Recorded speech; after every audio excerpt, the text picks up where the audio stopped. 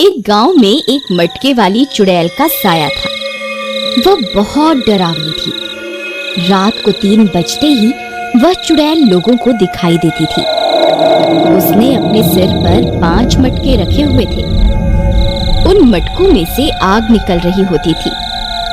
गांव वाले उस चुड़ैल को अपने घर की खिड़कियों से छुप छुप कर देखा करते थे, लेकिन उसके पास जाने की हिम्मत किसी में नहीं थी। अजी सुनिए, ये चुड़ैल रोज आधी रात को ये 5 मटके लेकर क्यों घूमती है?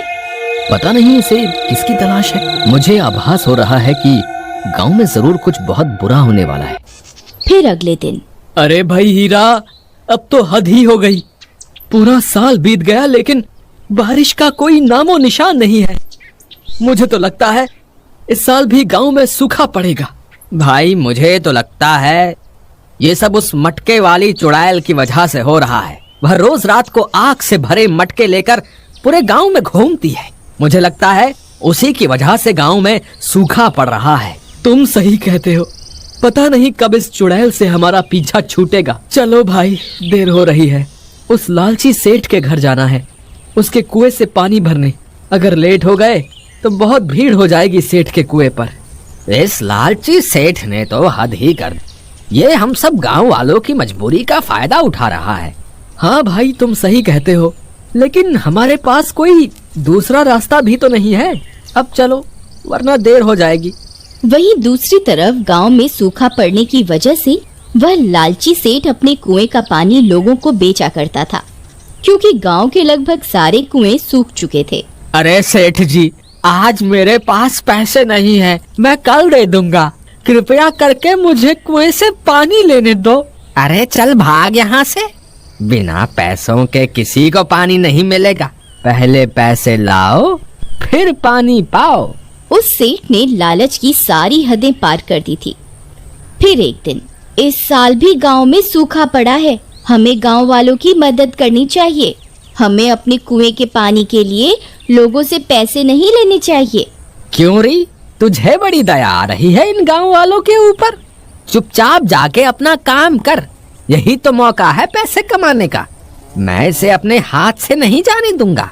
तो फिर ठीक है, मुझे भी इस घर में तुम जैसे लालची इंसान के साथ नहीं रहना। मैं आज ही अपने मायके जा रही हूँ। ठीक है, तुम्हें जहाँ जाना है जाओ, मुझे कोई फर्क नहीं पड़ता। सेठ की इन्हीं आदतों की वजह से उसकी बीवी भी उसे छोड़कर चली जाती है। अब तो मजा ही आ गया। ये सारी धन दौलत अब सिर्फ मेरी है। फिर अगले दिन सुबह होने पर गांव वाले कुएं से पानी भरने के लिए खड़े होते हैं। उनमें सबसे आगे एक साधु बाबा होते हैं। देखो साधु बाबा, इस कुएं से मुफ्त में पानी नहीं मिलता। तुम्हें इसके लिए पैसे देने होंगे। वत्स, मेरे पास पैसे तो नहीं है। तो फिर कहीं और से पानी भर लीजिए। यहाँ मुफ्त में कुछ नहीं मिलता।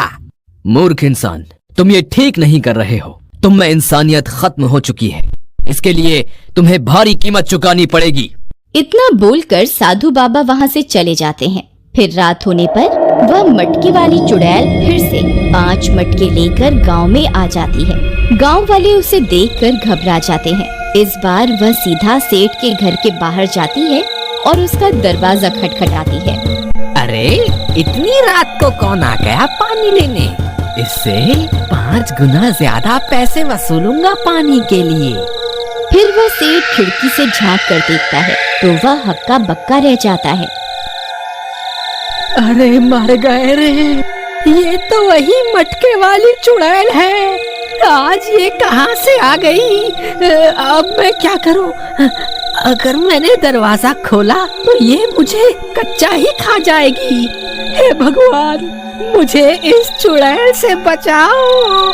चुड़ैल फिर से दरवाजा खटखटाती है, लेकिन सेठ डर के मारे दरवाजा नहीं खोलता। तो चुड़ैल अपने 5 मटकों में से एक मटका उसके दरवाजे के बाहर रखकर चली जाती है। शुक्र है भगवान, आज तो मैं बाल बाल बच गया।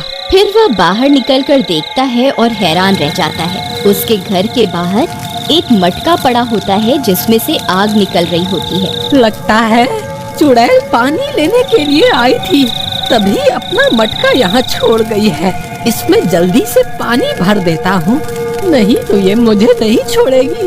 फिर वह उस मटके में पानी डालता है, लेकिन पानी उस मटके में नहीं जाता और आग और ज्यादा भड़क जाती है। अरे ये क्या, इस मटके में तो पानी जा ही नहीं रहा, ऊपर से ये आग तो और भी तेज हो गई।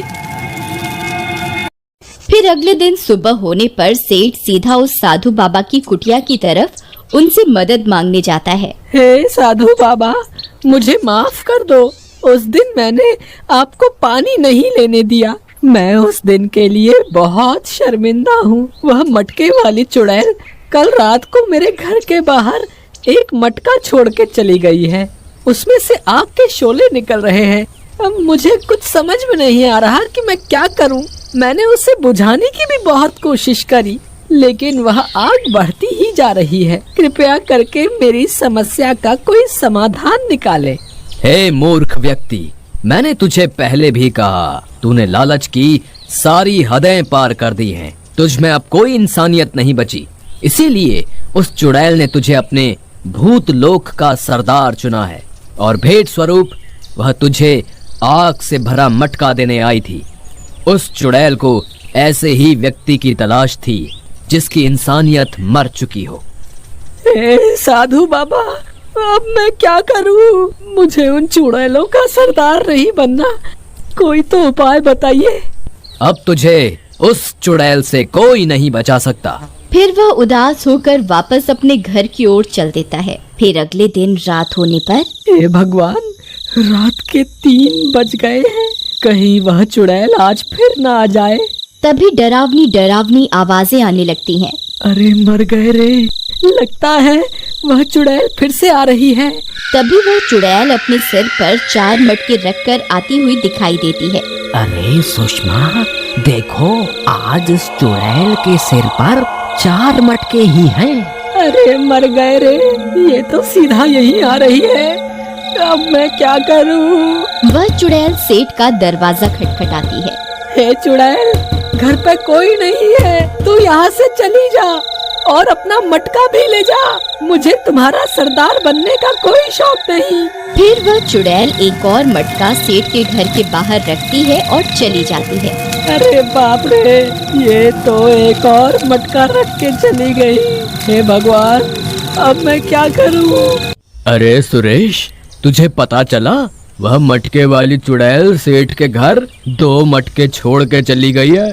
यार 2 दिनों से कोई गांव वाला पानी लेने भी नहीं आ रहा, अब क्या करूं? इस चुड़ैल ने तो मेरा सारा धंधा ही चौपट कर दिया। फिर वह उस मटके की आग को बुझाने की कोशिश करता है, लेकिन आग और भड़क जाती है। अरे मर गए रे, ये आग तो और भड़क गई।